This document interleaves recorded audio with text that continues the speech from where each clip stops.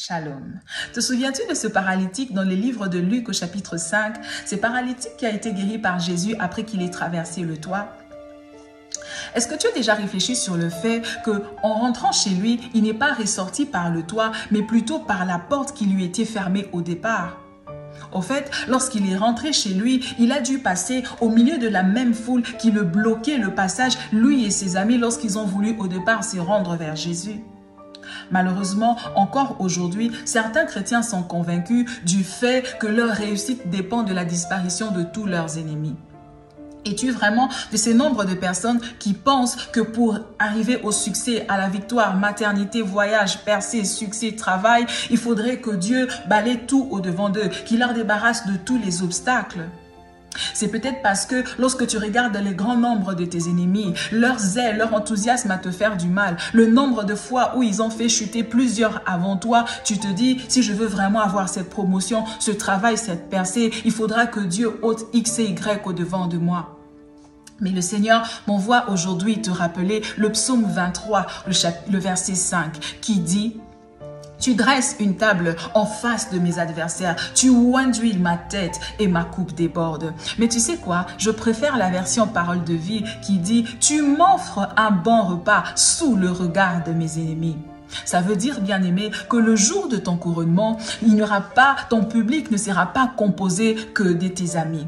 En fait, lorsque toi, tu dresses la liste de tes invités pour ton mariage, pour ta percée, ton succès, tu n'y mets que le nom de tes amis. Mais Dieu, lui, assis sur son trône, y ajoute aussi le nom de tes ennemis. Lorsque tu parles de ta promotion, de ton voyage, tu veux à ce que la nouvelle n'arrive pas aux oreilles de tes adversaires. Mais Dieu dit: je te oindrai d'une huile qui sera tellement parfumée, l'odeur sera si forte que ça arrivera au nez de tes ennemis afin qu'ils sachent que j'ai visité ta maison.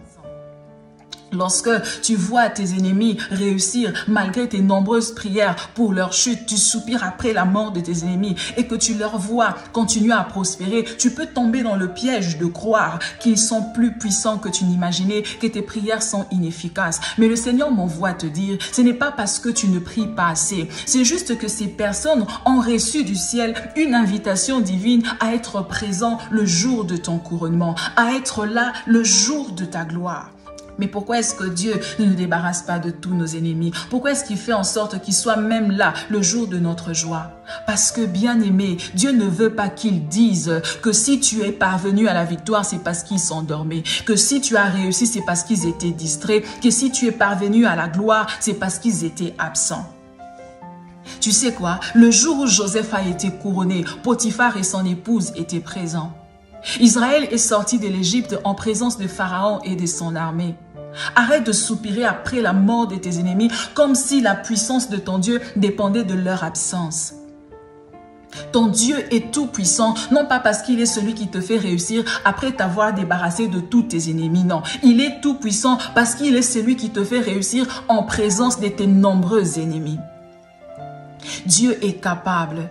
Tant que tu restes dans la présence de Dieu, tant que tu marches dans la crainte de Dieu, ils ont beau être forts, ils ont beau être nombreux, ils resteront inoffensifs parce que Dieu est celui qui te fait réussir n'importe où, n'importe quand, en présence de n'importe qui. Ton Dieu est capable.